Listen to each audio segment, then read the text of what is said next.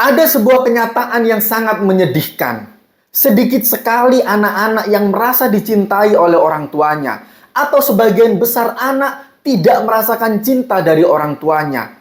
Padahal sebagian besar orang tua, atau boleh dikatakan semua orang tua, sangat mencintai anak-anaknya. Orang tua benar-benar mencintai anaknya, tetapi anak-anak mereka sedikit sekali yang merasakan cinta tersebut. Ini adalah kontradiksi yang sangat mengerikan. Sekarang kenapa bisa terjadi kontradiksi seperti ini? Penyebab utamanya adalah bahwa orang tua tidak tahu bagaimana cara menyampaikan cinta yang tepat yang dirasakan di hatinya sebagai orang tua dan menyampaikan cinta itu untuk bisa masuk ke dalam hati anak. Orang tua beberapa berasumsi bahwa ketika kita sebagai orang tuanya mencintai anak kita, maka otomatis anak kita akan merasakan cinta tersebut. Ketika orang tua mengatakan ayah bunda mencintaimu, maka anak tersebut bisa otomatis merasakan bahwa dirinya memang benar-benar dicintai. Tetapi anggapan seperti itu ternyata tidaklah tepat. Itu adalah kutipan dari buku The Five Love Language of Children, 5 bahasa kasih untuk anak yang ditulis oleh Gary Chapman dan Ross Campbell. Untuk itu, kali ini saya akan merangkum 3 hal penting dari buku tersebut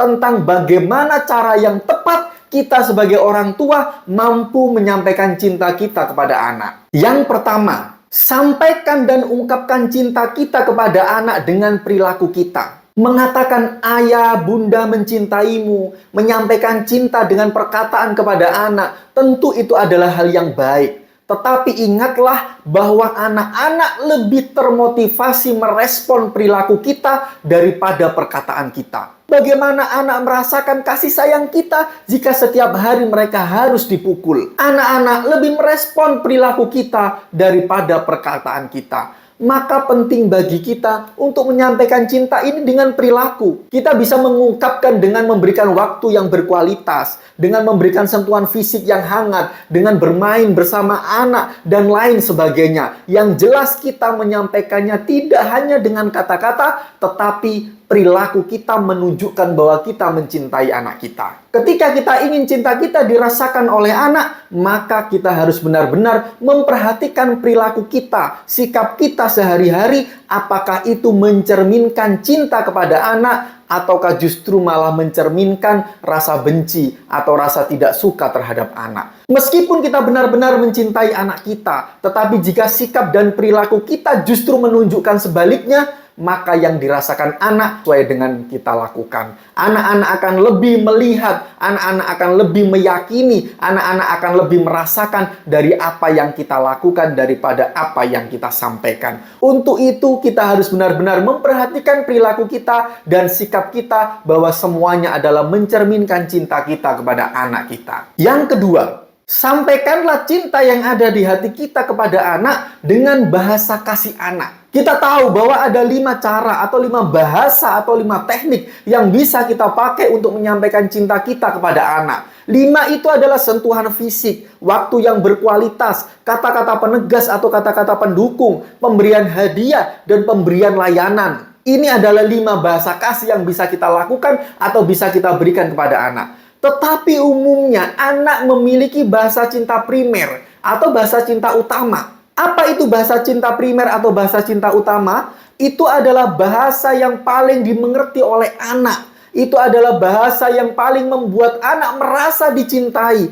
Itu adalah bahasa yang paling membuat anak merasa disayangi oleh kedua orang tuanya. Maka kita sebagai orang tua harus mampu menemukan apa bahasa kasih anak, apa bahasa cinta primer anak, sehingga kita mampu mengisi cinta anak menggunakan bahasa cintanya dengan tepat. Sehingga tangki emosional anak bisa penuh dan anak merasa aman, merasa dicintai, sehingga anak mampu beraktivitas dengan sebaik-baiknya. Maka ketika kita memberikan cinta kepada anak dengan bahasa cinta primernya atau bahasa cinta utamanya, maka itu akan mampu dengan efektif mengisi tangki emosional anak daripada kita mengisi dengan bahasa cinta yang lain. Maka menyampaikan cinta dengan bahasa cinta utama anak itu adalah hal yang sangat penting.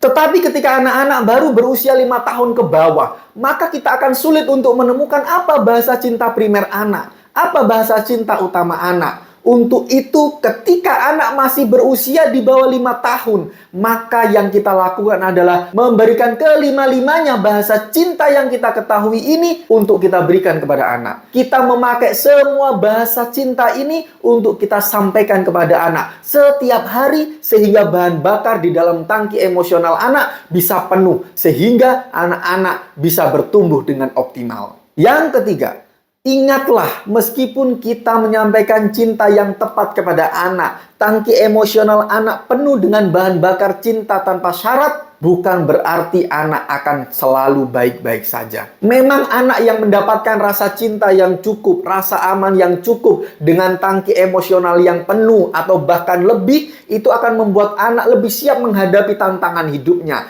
Anak akan mampu lebih siap untuk bersikap positif. Anak akan lebih siap untuk menghadapi segala hal yang ada di sekitarnya. Anak mampu merespon dengan positif. Tetapi bukan berarti semuanya akan baik-baik saja. Karena ada banyak sekali faktor yang bisa membuat anak akan terjerumus kepada berbagai permasalahan hidup. Akan membuat anak menjadi bersikap negatif dan lain sebagainya. Tetapi ingatlah, ketika di dalam diri anak, tangki emosional anak penuh, anak mendapatkan rasa cinta yang cukup, anak mendapatkan rasa aman yang cukup. Ketika anak menghadapi sebuah masalah, ketika anak menghadapi sebuah tantangan hidup, kita akan lebih mudah untuk mengarahkan anak. Kita akan lebih mudah untuk membimbing anak. Kita akan lebih mudah untuk membantu menasihati anak. Kita akan lebih mudah untuk membantu mengarahkan anak, sehingga anak mampu segera keluar dari masalah-masalah yang dihadapi.